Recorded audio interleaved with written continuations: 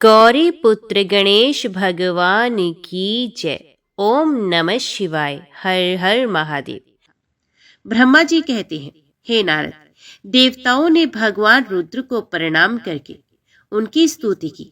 तब नंदीकेश्वर ने भगवान शिव से उनकी दीन बंधुता की प्रशंसा करते हुए कहा, हे प्रभु, देवता और मुनि संकट में पड़कर आपकी शरण में आए हैं।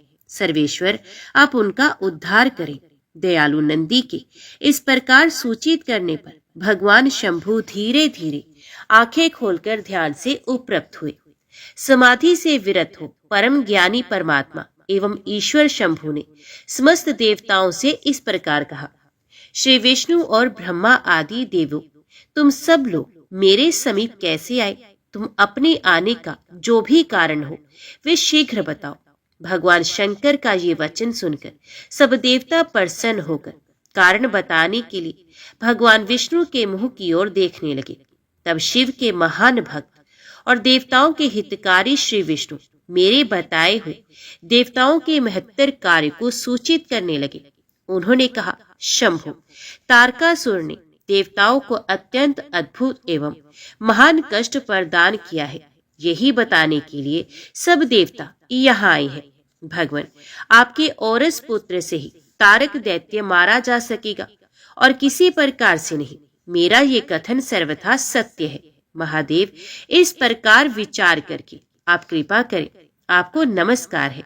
स्वामी, तारकासुर के द्वारा उपस्थित किए गए इस कष्ट से आप देवताओं का उद्धार कीजिए। देव शंभु, आप दाहिने हाथ से गिरजा का पानी ग्रहण करें। गिरिराज हिमवान के द्वारा दी हुई महानुभावा पार्वती को पानी ग्रहण के द्वारा ही अनुग्रहित कीजिए। श्री विष्णु का ये वचन सुनकर योग परायण भगवान शिव ने उन सबको उत्तम गति का दर्शन कराते हुए इस प्रकार कहा, देवताओं, ज्यों ही मैंने सर्वांग सुंदरी गिरजा देवी को स्वीकार किया, त्यों ही समस्त सुरेश्वर तथा ऋषि मुनि सकाम हो जाएंगे। फिर तो वे परमार्थ पथ पर चलने में समर्थ नहीं हो सकेंगे। दुर्गा अपने पाणी ग्रहण मात्र से कामदेव को जीवित कर देंगी। विष्णु, मैंने कामदेव को जलाकर देवताओं का बहुत बड़ा कार्य सिद्ध किया है। आज से सब लोग मेरे साथ सुनिश्चित रूप से निष्काम होकर रहे। देवताओं, जैसे मैं हूं उसी तरह तुम सब लोग पृथक पृथक रहकर कोई विशेष प्रयत्न किए बिना ही अत्यंत दुष्कर एवं उत्तम तपस्या कर सकोगे। अब उस मदन के ना होने से तुम सब देवता समाधि के द्वारा परम आनंद का अनुभव करते हुए निर्विकार हो जाओ, क्योंकि काम नरक की ही प्राप्ति कराने वाला है। काम से क्रोध होता है, क्रोध से मोह होता है और मोह से तप नष्ट होते हैं। अतः तुम सभी श्रेष्ठ देवताओं को काम और क्रोध का परित्याग कर देना चाहिए। मेरे इस कथन को कभी अन्यथा नहीं मानना चाहिए। नारद, वृषभ के चिन्ह से युक्त ध्वजा धारण करने वाले भगवान महादेव ने इस प्रकार की बातें सुनाकर ब्रह्मा विष्णु देवताओं तथा मुनियों को निष्काम धर्म का उपदेश दिया। तदंतर भगवान शंभु पुनः ध्यान लगाकर चुप हो गए और पहले की ही भांति पार्षदों से घिरे हुए सुस्थिर भाव से बैठ गए। वे अपने मन में ही स्वयं आत्म स्वरूप निरंजन, निराभास, निर्विकार, निरामय, परात्पर, नित्य, ममता रहित, निर्विघ्न, शब्दातीत, निर्गुण, ज्ञान गम्य एवं प्रकृति से पर परमात्मा का चिंतन करने लगे। इस प्रकार परम स्वरूप का चिंतन करते हुए वे ध्यान में स्थित हो गए। बहुत से प्राणियों की सृष्टि करने वाले भगवान शिव ध्यान करते करते ही परम आनंद में निमग्न हो गए।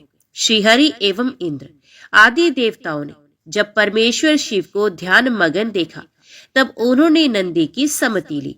नंदी ने पुनः दीन भाव से स्तुति करने के लिए कहा। उनके इस सत्सम्मति के अनुसार देवता स्तुति करने लगे। वे बोले, देवदेव, महादेव, करुणा सागर प्रभु, हम आपकी शरण में आए हैं। आप महान क्लेश से हमारा उद्धार कीजिए। नारद, इस प्रकार बहुत दीनतापूर्ण उक्ति से देवताओं ने भगवान शंकर की स्तुति की। इसके बाद वे सब देवता प्रेम से व्याकुलचित हो उच्च स्वर से फूट फूट कर रोने लगे। मेरे साथ भगवान श्रीहरि उत्तम भक्ति भाव से युक्त हो मन ही मन भगवान शंभु का स्मरण करते हुए अत्यंत दीनतापूर्ण वाणी द्वारा उनसे अपना अभिप्राय निवेदन करने लगे। देवताओं के मेरे तथा श्री हरि के इस प्रकार बहुत स्तुति करने पर भगवान महेश्वर अपनी भक्त वत्सलता के कारण ध्यान से विरत हो गए। उनका मन अत्यंत प्रसन्न था। वे भक्त वत्सल शंकर श्रीहरि आदि को करुणा दृष्टि से देखकर उनका हर्ष बढ़ाते हुए बोले, विष्णु, ब्रह्मण तथा इंद्र आदि देवताओं, तुम सब लोग एक साथ यहाँ किस अभिप्राय से आए हो? मेरे सामने सच सच कहो। श्रीहरि ने कहा, महेश्वर, आप सर्वज्ञ हैं, सबके अंतर्यामी ईश्वर हैं। क्या आप हमारे मन की बात नहीं जानते? अवश्य जानते हैं, तथापि आपकी आज्ञा से मैं स्वयं भी कहता हूँ, सुखदायक शंकर, हम सब देवताओं को तारकासुर से अनेक प्रकार का दुख प्राप्त हुआ है, इसलिए देवताओं ने आपको प्रसन्न किया है। आपके लिए ही उन्होंने गिरिराज हिमालय से शिवा की उत्पत्ति कराई है। शिवा के गर्भ से आपके द्वारा जो पुत्र होगा, उसी से तारकासुर की मृत्यु होगी, दूसरे किसी उपाय से नहीं। ब्रह्मा जी ने उस दैत्य को यही वर दिया है, इस कारण दूसरे से उसकी मृत्यु हो ही नहीं सकती। अतएव वे निडर होकर सारे संसार को कष्ट दे रहा है। इधर नारद जी की आज्ञा से पार्वती कठोर तप कर रही है। उनके तेज से समस्त चराचर प्राणियों से त्रिलोकी आच्छादित हो गई है। इसलिए परमेश्वर, आप शिवा को वर देने के लिए जाइए। स्वामी, देवताओं का दुख मिटाइए और हमें सुख दीजिए। शंकर, मेरे तथा देवताओं के हृदय में आपके विवाह का उत्सव देखने के लिए बड़ा भारी उत्साह है। अतः आप यथोचित रीति से विवाह कीजिए। परात्पर परमेश्वर, आपने रीति को जो वर दिया है, उसकी पूर्ति का अवसर आ गया है। अतः अपनी प्रतिज्ञा को शीघ्र सफल कीजिए। नारद, ऐसा कह उन्हें प्रणाम करके श्री विष्णु आदि देवताओं और महर्षियों ने नाना प्रकार के स्तोत्रों द्वारा उन्हें उनकी स्तुति की। फिर वे सब के सब उनके सामने खड़े हो गए। भक्तों के अधीन रहने वाले भगवान शंकर भी, जो वेद मर्यादा के रक्षक हैं, देवताओं की बात सुनकर हंसकर बोले, हे हरे, हे विधे और हे देवताओं, तुम सब लोग आदर पूर्वक सुनो। मैं यथोचित विशेषित विवेकपूर्ण बात कह रहा हूँ। विवाह करना मनुष्यों के लिए उचित कार्य नहीं है, क्योंकि विवाह दृढ़ता पूर्वक बांध रखने वाली एक बहुत बड़ी बेड़ी है। जगत में बहुत से कुसंग हैं, परंतु स्त्री का संग उनमें सबसे बढ़कर है। मनुष्य सारे बंधनों से छुटकारा पा सकता है, परंतु स्त्री प्रसंग रूपी बंधन से वे मुक्त नहीं हो पाता। लोहे और काठ की बनी हुई बेड़ियों में दृढ़ता पूर्वक बंधा हुआ पुरुष भी एक दिन उस कैद से छुटकारा पा जाता है, परंतु स्त्री पुत्र आदि के बंधन में बंधा हुआ मनुष्य कभी छूट नहीं पाता। महान बंधन में डालने वाले विषय सदा बढ़ते रहते हैं। जिसका मन विषयों के वशीभूत हो गया है, उसके लिए मोक्ष स्वप्न में भी दुर्लभ है। विद्वान पुरुष यदि सुख चाहता है तो वह विषयों को विधि पूर्वक त्याग दे। विषयों को विष के समान बताया गया है, जिनके द्वारा मनुष्य मारा जाता है। विषयी के साथ वार्ता करने मात्र से मनुष्य क्षण भर में पतित हो जाता है। आचार्यों ने विषय को मिश्री मिलाई हुई वारुणी कहा है। यद्यपि मैं इस बात को जानता हूँ और यद्यपि विषयों के इन सारे दोषों का मुझे विशेष ज्ञान है, तथापि मैं तुम्हारी प्रार्थना को सफल करूंगा, क्योंकि मैं भक्तों के अधीन रहता हूँ और भक्त वत्सलतावश उचित अनुचित सारे कार्य करता हूँ। इसलिए तीनों लोकों में अयोथोचित कर्ता के रूप में मेरी प्रसिद्धि है। भक्तों के लिए मैंने अनेक बार बहुत से प्रयत्न करके कष्ट सहन किए हैं। गृहपति होकर विश्वानर मुनि का दुख दूर किया। हरे विधे, अब अधिक कहने की क्या आवश्यकता। मेरी जो प्रतिज्ञा है उसे तुम सब लोग अच्छी तरह जानती हो। मैं ये सत्य कहता हूँ कि जब जब भक्तों पर कहीं विपत्ति आती है, तब तब मैं तत्काल उनके सारे कष्ट हर लेता हूँ। तारकासुर से तुम सब लोगों को जो दुख प्राप्त हुआ है, उसे मैं जानता हूँ और उसका हरण भी करूंगा। ये भी सत्य कह रहा हूँ। यद्यपि मेरे मन में विवाह करने की कोई रुचि नहीं, तथापि मैं पुत्र उत्पादन के लिए गिरिजा के साथ विवाह करूंगा। तुम सब देवता अब निर्भय होकर अपने अपने घर जाओ, मैं तुम्हारा कार्य सिद्ध करूंगा। इस विषय में अब कोई विचार नहीं करना चाहिए। नारद, ऐसा कहकर भगवान शंकर मौन होकर समाधि में स्थित हो गए और विष्णु आदि सभी देवता अपने अपने धाम को चले गए। देवताओं के अपने आश्रम में चले जाने पर पार्वती के तप की परीक्षा के लिए भगवान शंकर समाधिस्थ हो गए। वे स्वयं अपने आप में अपने ही परात्पर स्वस्थ माया रहित तथा उपद्रव शून्य स्वरूप का चिंतन करने लगे। उस ध्येय वस्तु के रूप में साक्षात भगवान महेश्वर ही विराजमान है। उनकी गति का किसी को ज्ञान नहीं होता। वे भगवान वृषभध्वज ही सबके सृष्टा परमेश्वर है। तात उन दिनों देवी पार्वती बड़ी भारी तपस्या कर रही थी। उस तपस्या से रुद्रदेव भी बड़े विस्मय में पड़ गए। भक्ताधीन होने के कारण ही वे समाधि से विचलित हो गए और किसी कारण से नहीं। तदंतर सृष्टिकर्ता हर ने वशिष्ठ आदि सप्तऋषियों का स्मरण किया। उनके स्मरण करते ही ये सातों ऋषि शीघ्र ही वहां आ पहुंचे। उनके मुख पर प्रसन्नता छा रही थी तथा वे सब के सब अपने सौभाग्य की अधिक सराहना करते थे। उन्हें आया देख भगवान शिव के नेत्र प्रसन्नता से प्रफुल्ल कमल के समान खिल उठे और वे हंसते हुए बोले, तात सप्तऋषियों, तुम सब लोग मेरे हितकारी तथा संपूर्ण वस्तुओं के ज्ञान में निपुण हो, अतः शीघ्र मेरी बात सुनो कि राजकुमारी देवेश्वरी पार्वती इस समय सुस्थिर चित हो गौरी शिखर नामक पर्वत पर तपस्या कर रही है। मुझे पति रूप में प्राप्त करना ही उनकी तपस्या का उद्देश्य है। द्विजो, इस समय केवल सखियां उनकी सेवा में है। मेरे सिवा दूसरी समस्त कामनाओं का परित्याग करके वे एक उत्तम निश्चय पर पहुंच चुकी है।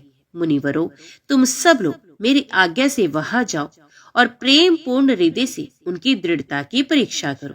वहां तुम्हें सर्वथा शल युक्त बातें कहनी चाहिए। उत्तम व्रतधारी महर्षियों, मेरी आज्ञा से ऐसा करना है, इसलिए तुम्हें संशय नहीं करना चाहिए। भगवान शंकर की यह आज्ञा पाकर वे सातों ऋषि तुरंत ही उस स्थान पर जा पहुंचे जहां दीप्तिमती जगन्माता पार्वती विराजमान थी। सप्तऋषियों ने वहां शिवा को तपस्या की मूर्तिमती दूसरी सिद्धि के समान देखा। उनका तेज महान था। वे अपने उत्तम तेज से प्रकाशित हो रही थी। उन उत्तम व्रतधारी सप्तऋषियों ने उन्हें मन ही मन प्रणाम किया और उनके द्वारा विशेषित पूजित हो वे मस्तक झुकाए इस प्रकार बोले, देवी गिरिराज नंदिनी, हमारी ये बात सुनो। हम जानना चाहते हैं कि तुम किस लिए तप करती हो तथा इसके द्वारा किस देवता को और किस फल को पाना चाहती हो। उन द्विजों के इस प्रकार पूछने पर गिरिराज कुमारी देवी शिवा ने उनके सामने अत्यंत गोपनीय होने पर भी सच्ची बात बताई। देवी पार्वती बोली, मुनीश्वरों, आप लोग प्रसन्नता पूर्ण हृदय से मेरी बात सुने। मैंने अपनी बुद्धि से जिसका चिंतन किया है, अपना वह विचार मैं आपके सामने रखती हूँ। आप लोग मेरी असंभव बातें सुनकर मेरा उपहास करेंगे, इसलिए उन्हें कहने में संकोच ही होता है। तथापि कहती हूँ, क्या करूं? मेरा यह मन अत्यंत दृढ़ता पूर्वक एक उत्कृष्ट कर्म के अनुष्ठान में लगा है और ऐसा करने के लिए विवश हो गया है। यह पानी के ऊपर बहुत बड़ी और ऊंची दीवार खड़ी करना चाहता है। देवऋषि का उपदेश पाकर मैं भगवान रुद्र मेरे पति हूँ, इस मनोरथ को मन में लिए अत्यंत कठोर तप कर रही हूँ। मेरा मन रूपी पक्षी बिना पांख के ही हठ पूर्वक आकाश में उड़ रहा है। मेरे स्वामी करुणा निधान भगवान शंकर ही उसके इस आशा की पूर्ति कर सकते हैं। पार्वती का ये वचन सुनकर वे मुनि हंस पड़े और गिरजा का सम्मान करते हुए प्रसन्नता पूर्वक शल युक्त मिथ्या वचन बोले।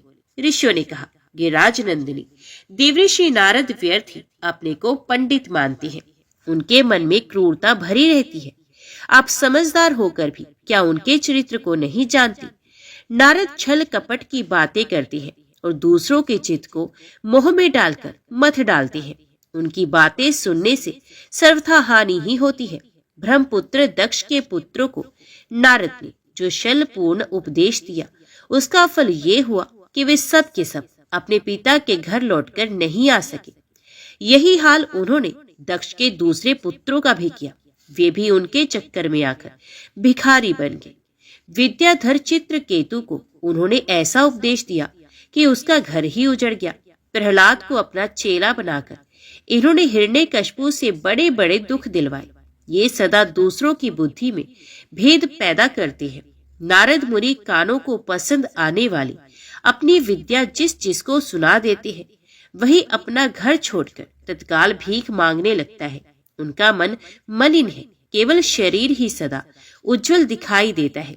हम उन्हें विशेष रूप से जानते हैं क्योंकि उनके साथ रहते हैं। उनका उपदेश पाकर बड़े बड़े विद्वानों द्वारा सम्मानित होने वाली तुम भी व्यर्थ ही भुलावे में आ गई और मूर्ख बनकर दुष्कर तपस्या करने लगी। बालिक, तुम जिनके लिए ये भारी तप करती हो, वे रुद्र सदा उदासीन, निर्विकार तथा काम के शत्रु हैं। इसमें संशय नहीं। वे अमांगलिक वस्तुओं से युक्त शरीर धारण करते हैं, लज्जा को तिलांजलि दे चुके हैं। उनका ना कहीं घर है न द्वार। वे किस कुल में उत्पन्न हुए इसका भी किसी को पता नहीं। कुत्सित वेश धारण किए भूतों तथा प्रेत आदि के साथ रहते हैं और नंग धड़ंग हो शूल धारण किए घूमते हैं। धूर्त नारद ने अपनी माया से तुम्हारे सारे विज्ञान को नष्ट कर दिया, युक्ति से तुम्हें मोह लिया और तुमसे तप करवाया। देवेश्वरी गिरिराज नंदिनी, तुम ही विचार करो कि ऐसे वर को पाकर तुम्हें क्या सुख मिलेगा।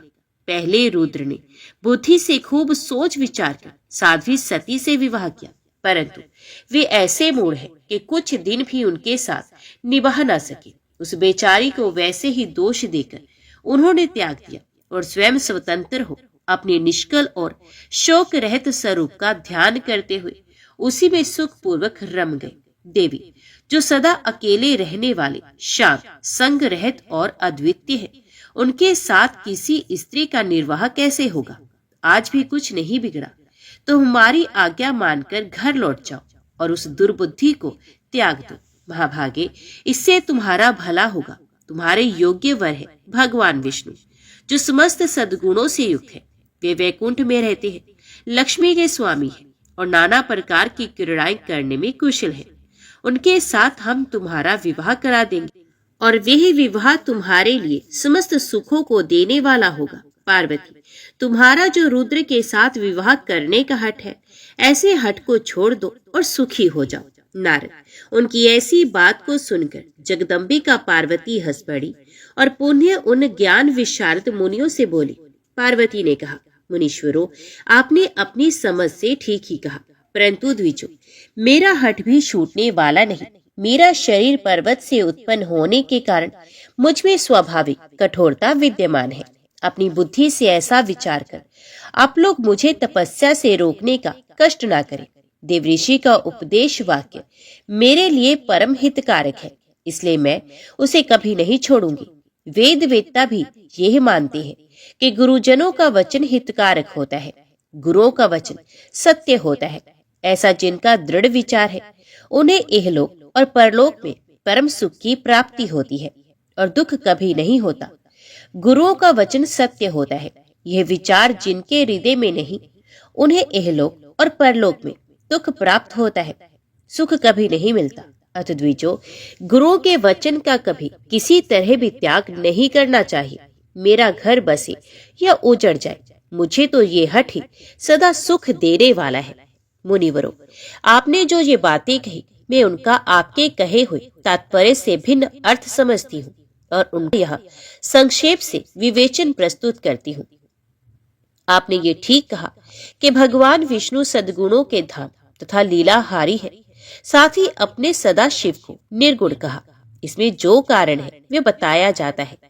भगवान शिव साक्षात परब्रह्म है, अतएव निर्विकार है। वे केवल भक्तों के लिए शरीर धारण करती है, फिर भी लौकिकी प्रभुता को दिखाना नहीं चाहती। अतः परमहंसों की जो प्रिय गति है, उसी को वे धारण करती है। क्योंकि वे भगवान शंभु परम आनंद में है, इसलिए अवधूत रूप से रहते हैं। माया लिप्त जीवों को ही भूषण आदि की रुचि होती है, भ्रम को नहीं। वे प्रभु गुणातीत, अजन्मा, माया रहित, अलक्ष्य गति और विराट है। द्विजो, भगवान शंभु किसी विशेष धर्म या जाति आदि के कारण किसी पर अनुग्रह नहीं करते। मैं गुरु की कृपा से शिव को यथार्थ रूप से जानती हूँ।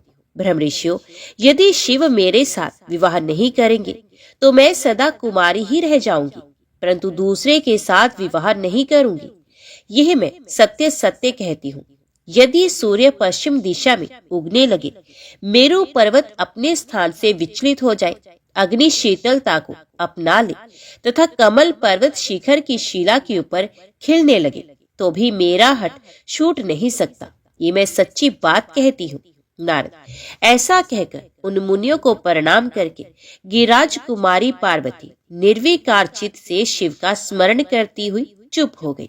इस प्रकार गिरजा के उस उत्तम निश्चय को जानकर वे सप्तऋषि भी उनकी जय जयकार करने लगे और उन्होंने पार्वती को उत्तम आशीर्वाद दिया।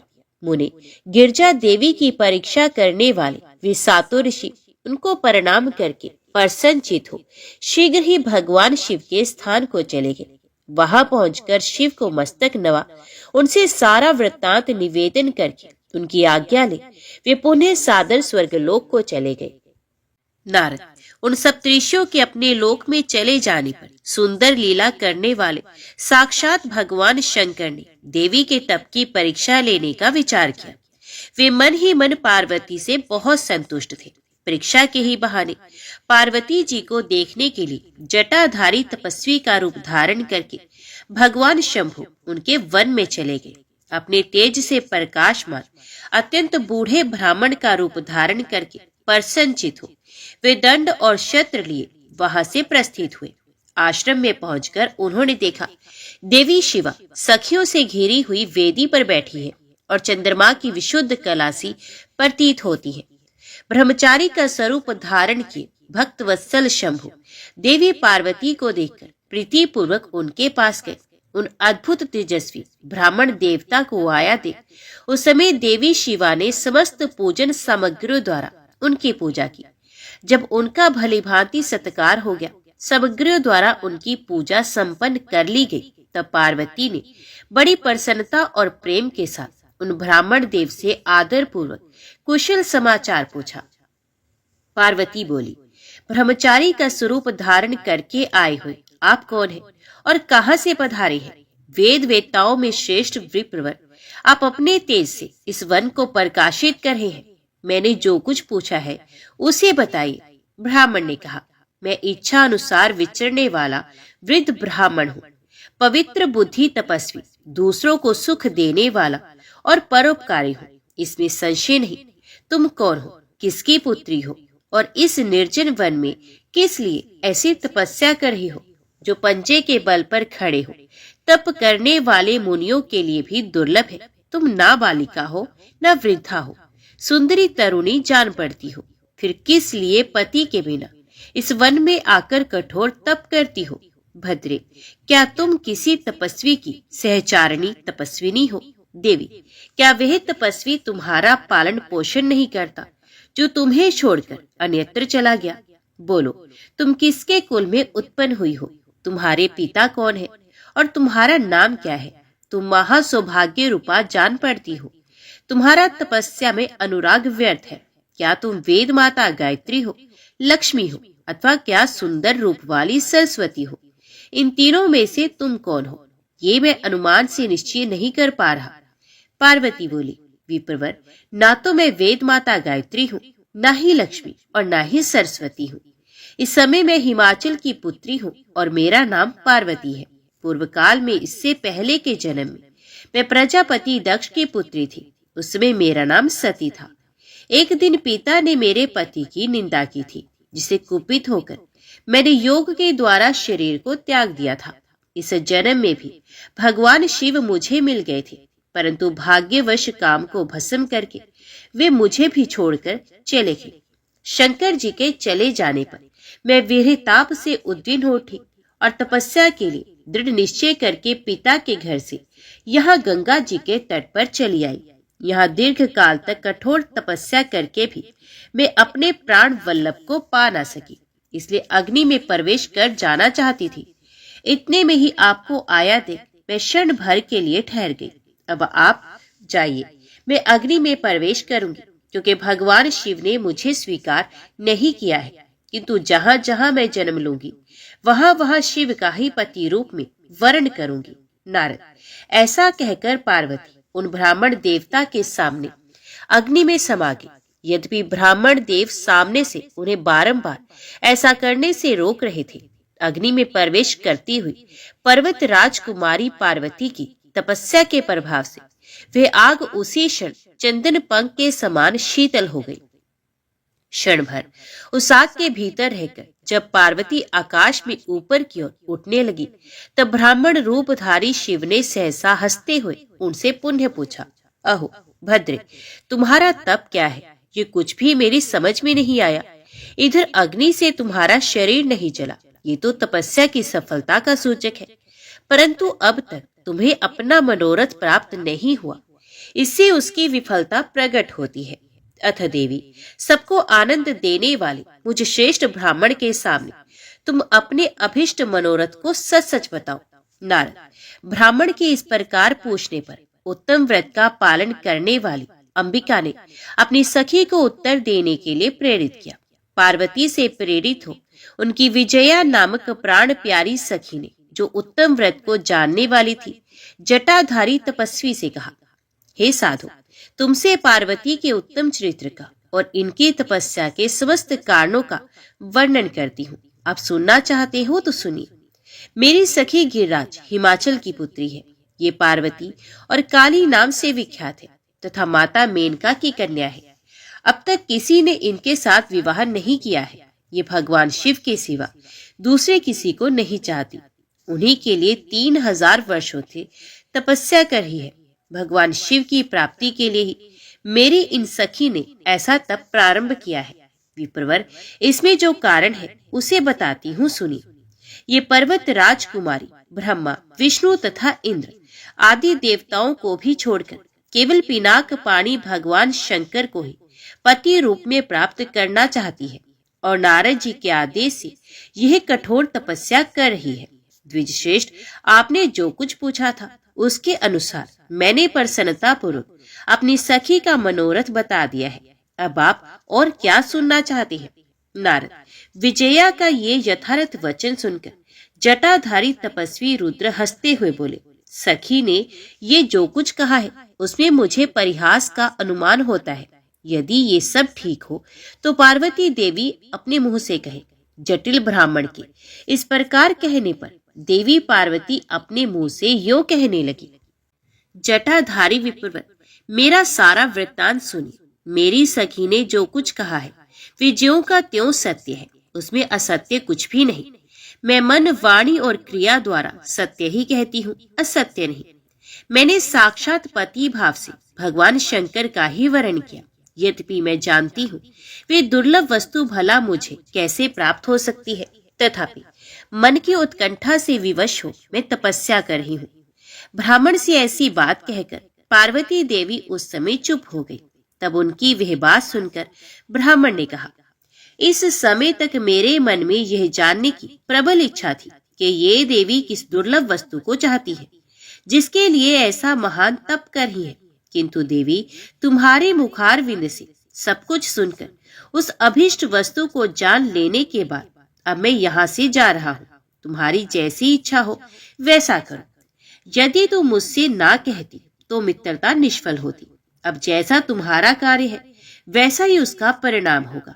जब तुम्हें इसी में सुख है तब मुझे कुछ नहीं कह रहा। वह ऐसी बात कहकर ब्राह्मण ने जो ही जाने का विचार किया त्यों ही पार्वती देवी ने प्रणाम करके उनसे इस प्रकार कहा, विप्रवर, आप क्यों जाएंगे? ठहरिए और मेरे हित की बात बताइए। पार्वती के ऐसा कहने पर दंडधारी ब्राह्मण देवता रुक गए और इस प्रकार बोले, देवी, यदि मेरी बात सुनने का मन है और मुझे भक्ति भाव से ठहरा रही हो तो मैं वह सब तत्व बता रहा हूँ जिससे तुम्हें हिताहित का ज्ञान हो जाएगा। महादेव जी के प्रति मेरे मन में गौरव बुद्धि है, अतः मैं उनको सब प्रकार से जानता हूँ तो भी यथार्थ बात कहता हूँ। तुम सावधान होकर सुनो। वृषभ के चिन्ह से अंकित ध्वजा धारण करने वाले महादेव जी सारे शरीर में भस्म रमाए रहते हैं। सर पर जटा धारण करते हैं। धोती की जगह बाघ का चाम पहनते और चादर की जगह हाथी की खाल ओढ़ते हैं। हाथ में भीख मांगने के लिए एक खोपड़ी लिए रहते हैं। झुंड के झुंड सांप उनके सारे अंगों में लिपटे देखे जाते हैं। वे विष खाकर ही पुष्ट होते हैं। अभक्ष्य भक्षी है। उनके नेत्र बड़े भद्दे हैं और देखने में डरावने लगते हैं। उनका जन्म कब, कहाँ और किससे हुआ, ये आज तक प्रकट नहीं हुआ। घर गृहस्थी के भोग से वे सदा दूर ही रहते हैं। नंग धड़ंग घूमते हैं और भूत प्रेतों को सदा साथ रखते हैं। उनके एक दो नहीं 10 भुजाएं हैं। देवी, मैं समझ नहीं पाता कि किस कारण से तुम उन्हें अपना पति बनाना चाहती हो। तुम्हारा ज्ञान कहाँ चला गया? इस बात को आज सोच विचार कर मुझे बताओ। दक्ष ने अपने यज्ञ में अपनी ही पुत्री सती को केवल यही सोचकर नहीं बुलाया कि वे कपालधारी भिक्षुक की भार्या है। इतना ही नहीं, उन्होंने यज्ञ में भाग देने के लिए सब देवताओं को बुलाया, किंतु शंभु को छोड़ दिया। सती उसी अपमान के कारण अत्यंत क्रोध से व्याकुल हो उठी। उसने अपने प्यारे प्राणों को तो छोड़ा ही, शंकर जी को भी त्याग दिया। तुम तो स्त्रियों में रत्न हो। तुम्हारे पिता समस्त पर्वतों के राजा है। फिर तुम क्यों इस उग्र तपस्या के द्वारा वैसे पति को पाने की अभिलाषा करती हो? सोने की मुद्रा देकर बदले में उतना ही बड़ा कांच लेना चाहती हो। उज्जवल चंदन छोड़कर अपने अंगों में कीचड़ लपेटना चाहती हो। सूर्य के तेज का परित्याग करके जुगनू की चमक पाना चाहती हो। महीन वस्त्र त्याग कर अपने शरीर को चमड़े से ढकने की इच्छा करती हो। घर में रहना छोड़कर वन में धूनी रमाना चाहती हो। तथा देवेश्वरी, यदि तुम इंद्र आदि लोकपालों को त्याग कर शिव के प्रति अनुरक्त हो तो अवश्य ही रत्नों के उत्तम भंडार को त्याग कर लोहा पाने की इच्छा करती हो। लोक में इस बात को अच्छा नहीं कहा गया। शिव के साथ तुम्हारा संबंध मुझे इस समय परस्पर विरुद्ध दिखाई देता है। कहाँ तुम, जिसके नेत्र प्रफुल्ल कमल दल के समान शोभा पाते हैं, और कहाँ वे रुद्र जो 3 भद्दी आंखें धारण करते हैं। तुम तो चंद्रमुखी हो और शिव पंचमुख कहे गए। तुम्हारे सिर पर दिव्य वेणी सर्पणी से शोभा पा रही है, परंतु शिव के मस्तक पर जो जटाजूट बताया जाता है वे प्रसिद्ध ही है। तुम्हारे अंग में चंदन का अंगराग होगा और शिव के शरीर में चिता का भस्म। कहाँ तुम्हारी सुंदर मृदल साड़ी और कहाँ शंकर जी के उपयोग में आने वाली हाथी की ढाल। कहाँ तुम्हारे अंगों में दिव्याभूषण और कहाँ शंकर के सर्वांग में लिपटे हुए सर। कहाँ तुम्हारी सेवा के लिए उदित रहने वाले संपूर्ण देवता और कहाँ भूतों की दी हुई बलि को पसंद करने वाले शिव। कहाँ तो मृदंग की मधुर ध्वनि और कहाँ डमरू की डमडम। कहाँ भेड़ियों की समूह की गड़गड़ाहट और कहाँ अशुभ भृंगीनाद। कहाँ ढक्का का शब्द और कहाँ अशुभ गलनाद। तुम्हारा ये उत्तम रूप शिव के योग्य कदापि नहीं है। यदि उनके पास धन होता तो वे दिगंबर क्यों रहते? सवारी के नाम पर उनके पास एक बूढ़ा बैल है और दूसरी कोई भी सामग्री उनके पास नहीं। कन्या के लिए ढूंढे जाने वाले वरों में जो नारियों को सुख देने वाले गुण बताए गए हैं, उनमें से एक भी गुण भद्दी आंख वाले रुद्र में नहीं है। तुम्हारे परम प्रिय काम को भी उन हर देवता ने दग्ध कर दिया और तुम्हारे प्रति उनका अनादर तो तभी देख लिया गया जब वे तुम्हें छोड़कर अन्यत्र चले गए। उनकी कोई जाति नहीं देखी जाती। उनमें विद्या तथा ज्ञान का भी पता नहीं चलता। पिशाच ही उनके सहायक है और विष तो उनके कंठ में ही दिखाई देता है। वे सदा अकेले रहने वाले और विशेष रूप से विरक्त है। इसलिए तुम्हें हर के साथ अपने मन को नहीं जोड़ना चाहिए। कहाँ तुम्हारे कंठ में सुंदर हार और कहाँ उनके गले में नरमुंडों की माला। देवी, तुम्हारे और हर के रूप आदि सब एक दूसरे के विरुद्ध है, अतः मुझे तो ये संबंध नहीं रुचता। फिर तुम्हारी जैसी इच्छा हो वैसा करो। संसार में जो कुछ भी असद वस्तु है वे सब तुम स्वयं चाहने लगी हो, अतः मैं कहता हूँ कि तुम उस असत्य की ओर से अपने मन को हटा लो, अन्यथा जो चाहो वह करो। मुझे कुछ नहीं कहना। नारद, यह बात सुनकर पार्वती शिव की निंदा करने वाले ब्राह्मण पर मन ही मन कुपित हो गई और उसे इस प्रकार बोली, बाबा जी, अब तक तो मैंने ये समझा था कि कोई दूसरे ज्ञानी महात्मा आ गए हैं, परंतु अब सब ज्ञात हो गया। आपकी कली खुल गई। आपसे क्या कहूँ, विशेषत उस दशा में जब आप अवध्य ब्राह्मण हैं। ब्राह्मण देवता, आपने जो कुछ कहा है ये सब मुझे ज्ञात है, परंतु वे सब झूठा ही है, सत्य कुछ नहीं। आपने कहा था कि मैं शिव को जानता हूँ। यदि आपकी ये बात ठीक होती तो आप ऐसी युक्ति एवं बुद्धि के विरुद्ध बात नहीं बोलते। ये ठीक है कि कभी कभी महेश्वर अपनी लीला शक्ति से प्रेरित हो तथा कथित अद्भुत वेश धारण कर लिया करते हैं, परंतु वास्तव में वे साक्षात परब्रह्म परमात्मा है। उन्होंने स्वेच्छा से ही शरीर धारण किया है। आप ब्रह्मचारी का स्वरूप धारण कर मुझे ठगने के लिए उदित हो यहाँ आए हैं और अनुचित एवं असंगत युक्तों का सहारा ले छल कपट से युक्त बातें बोल रहे हैं। मैं भगवान शंकर के स्वरूप को भली भांति जानती हूँ, इसलिए यथा योग्य विचार करके उनके तत्व का वर्णन करती हूँ। वास्तव में शिव निर्गुण ब्रह्म है, कारणवश सगुण हो गए हैं। जो निर्गुण है, समस्त गुण जिनके स्वरूपभूत है, उनकी जाति कैसे हो सकती है? वे भगवान सदाशिव समस्त विद्याओं के आधार है। फिर उन पूर्ण परमात्मा को किसी विद्या से क्या काम? पूर्व काल में कल्प के आरंभ में भगवान शंभु ने श्री विष्णु को उच्छ्वास रूप से संपूर्ण वेद प्रदान किए, अतः उनके समान उत्तम प्रभु दूसरा कौन है? जो सबके आदि कारण है, उनकी अवस्था अथवा आयु का माप तोल कैसे हो सकता है?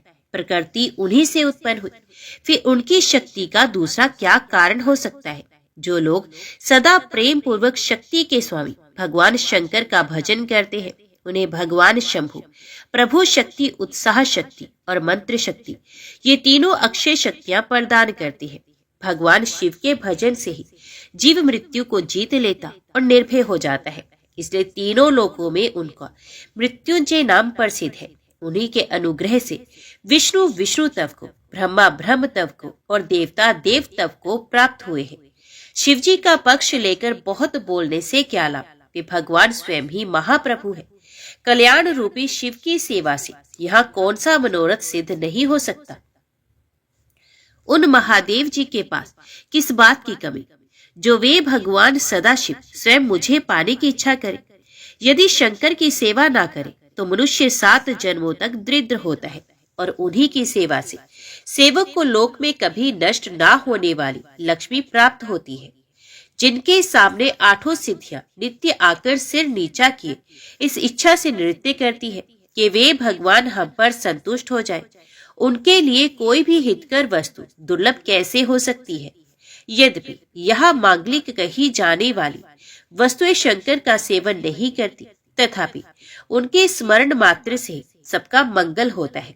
जिनकी पूजा के प्रभाव से उपासक की संपूर्ण कामनाएं सिद्ध हो जाती है। सदा निर्विकार रहने वाले उन परमात्मा शिव में विकार कहाँ से आ सकता है? जिस पुरुष के मुख में निरंतर शिव ये मंगल में नाम निवास करता है, उसके दर्शन मात्र से अन्य सब सदा पवित्र होते हैं। जैसा कि आपने कहा, वे चिता का भस्म लगाते हैं, परंतु यदि उनका लगाया हुआ भस्म अपवित्र होता तो उनके शरीर से झड़कर गिरे हुए उस भस्म को देवता लोग सदा अपने सर पर धारण क्यों करते? जो महादेव सगुण होकर तीनों लोकों के कर्ता भर्ता और हर्ता होते हैं तथा निर्गुण रूप में शिव कहलाते हैं, ये बुद्धि के द्वारा पूर्ण रूप से कैसे जाने जा सकती हैं? पर ब्रह्म परमात्मा शिव का जो निर्गुण रूप है, उसे आप जैसे बहिर्मुख लोग कैसे जान सकती हैं? जो दुराचारी और पापी हैं, वे देवताओं से बहिष्कृत हो जाते हैं। ऐसे लोग निर्गुण शिव के तत्व को नहीं जानते। जो पुरुष तत्व को ना जानने के कारण यहाँ शिव की निंदा करता है, उसके जन्म भर का सारा संचित पुण्य भस्म हो जाता है। आपने जो यहाँ अमित तेजस्वी महादेव जी की निंदा की है और मैंने जो आपकी पूजा की है, उससे मुझे पाप की भागिनी होना पड़ा है। शिवद्रोही को देखकर वस्त्र सह स्नान करना चाहिए। शिवद्रोही का दर्शन हो जाने पर प्रायश्चित करना चाहिए। इतना कहकर पार्वती जी उस ब्राह्मण पर अधिक रुष्ट होकर बोली, अरे रे दुष्ट, तूने कहा था कि मैं शंकर को जानता हूँ, परंतु निश्चय ही तूने उन सनातन शिव को नहीं जाना। भगवान रुद्र को तू जैसा कहता है वे वैसे क्यों ना हो, उनके जैसे भी बहुसंख्यक रूप क्यों ना हो। सतपुरुषों के प्रियतम नित्य निर्विकार वे भगवान शिव ही मेरे अभिष्टम देव हैं। ब्रह्मा और विष्णु भी कभी उन महात्मा हर के समान नहीं हो सकते। फिर दूसरे देवताओं की तो बात ही क्या, क्योंकि वे सदैव काल के अधीन है। इस प्रकार अपनी शुद्ध बुद्धि से तत्वत विचार कर मैं शिव के लिए वन में आकर बड़ी भारी तपस्या कर रही हूँ। ये भक्त वत्सल सर्वेश्वर शिव ही हम सबके परमेश्वर हैं। दीनों पर अनुग्रह करने वाले उन महादेव को ही प्राप्त करने की मेरी इच्छा है। नारद, ऐसा कहकर गिरिराज नंदिनी गिरजा चुप हो गई और निर्विकार चित्त से भगवान शिव का ध्यान करने लगी। देवी की बात सुनकर वे ब्रह्मचारी ब्राह्मण ज्यों ही कुछ फिर कहने के लिए उदित हुआ, त्यों ही शिव में आसक्त चित्त होने के कारण उनकी निंदा सुनने से विमुख हुई। पार्वती अपनी सखी विजया से शीघ्र बोली, सखी, इस अधम ब्राह्मण को यत्न पूर्वक रोको। ये फिर कुछ कहना चाहता है। यह केवल शिव की निंदा ही करेगा। जो शिव की निंदा करता है केवल उसी को पाप नहीं लगता, जो उस निंदा को सुनता है वे भी यहाँ पाप का भागी होता है। भगवान शिव के उपासकों को चाहिए कि वे शिव की निंदा करने वाले का सर्वथा वध करें। यदि वे ब्राह्मण हो तो उसे अवश्य ही त्याग दे और स्वयं उस निंदा के स्थान से शीघ्र दूर चले जाए। ये दुष्ट ब्राह्मण फिर शिव की निंदा करेगा। ब्राह्मण होने के कारण वे वध के योग्य नहीं अतः त्याग देने योग्य है। किसी तरह भी इसका मुंह देखना नहीं चाहिए। इस स्थान को छोड़कर हम लोग आज ही किसी दूसरे स्थान में शीघ्र चली चले, जिससे फिर इस अज्ञानी के साथ बात करने का अवसर न मिले। नारद, ऐसा कहकर उमा ने ज्यों ही अन्यंतर जाने के लिए पैर उठाया, त्यों ही भगवान शिव ने अपने साक्षात स्वरूप से प्रकट हो प्रिया पार्वती का हाथ पकड़ लिया। शिवा जैसे स्वरूप का ध्यान करती थी वैसा ही सुंदर रूप धारण करके शिव ने उन्हें दर्शन दिया। पार्वती ने लज्जावश अपना मुंह नीचे की ओर कर लिया। तब भगवान शिव उनसे बोले, हे प्रिय, मुझे छोड़कर कहाँ जाओगी? अब मैं फिर कभी तुम्हारा त्याग नहीं करूंगा। मैं प्रसन्न हूँ, वर मांगो। मुझे तुम्हारे लिए कुछ भी अदेय नहीं। हे देवी, आज से मैं तपस्या के मोल खरीदा हुआ तुम्हारा दास हूँ। तुम्हारे सौंदर्य ने भी मुझे मोह लिया है। अब तुम्हारे बिना मुझे एक क्षण भी युग के समान जान पड़ता है। लज्जा छोड़ो, तुम तो मेरी सनातन पत्नी हो। गिरिराज नंदिनी महेश्वरी, मैंने जो कुछ कहा है उस पर श्रेष्ठ बुद्धि से विचार करो। सुस्थिर चित्त वाली पार्वती, मैंने नाना प्रकार से तुम्हारी बारंबार परीक्षा ली है। लोक लीला का अनुसरण करने वाले मुझ स्वजन के अपराध को क्षमा कर दो। शिवे, तीनों लोकों में तुम्हारी जैसी अनुरागिणी मुझे दूसरी कोई दिखाई नहीं देती। मैं सर्वथा तुम्हारे अधीन हूँ। तुम्हारी इच्छा पूर्ण हो। प्रिय, मेरे पास आओ। तुम मेरी पत्नी हो और मैं तुम्हारा वर हूँ। तुम्हारे साथ मैं शीघ्र ही अपने निवास स्थान उत्तम पर्वत कैलाश को चलूंगा। देवादिदेव महादेव जी के ऐसा कहने पर देवी पार्वती आनंद मगन हो गई। उनका तपस्या जनित पहले का सारा कष्ट मिट गया। मुनिश्रेष्ठ, सती साध्वी पार्वती की सारी थकावट दूर हो गई, क्योंकि परिश्रम फल प्राप्त हो जाने पर प्राणी का पहले वाला सारा श्रम नष्ट हो जाता है। ओम नमः शिवाय। हर हर महादेव।